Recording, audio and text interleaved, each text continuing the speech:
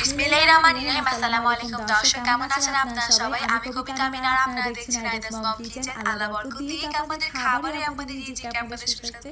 প্রিয় প্রিয় দর্শক, আজকে কিচেন পর্বে চুলায় মাত্র একটা ডিম দিয়ে দেখতে তো পারছেন কেকের সাইজ। ঠিক এইরকম একটা কেক তৈরি করব 4 কাপে মেপে মেপে দুনিয়ার সবচেয়ে সহজ রেসিপিতে। আপনারা যে কেউ এই রেসিপিতে কেক তৈরি করতে পারবেন। দেখবেন কেক বানানো কত সহজ আর আলহামদুলিল্লাহ খেতে কত মজা। চলুন দেখে নিই। কেক তৈরি করার আগে আমরা কেক টিন রেডি করে নেব।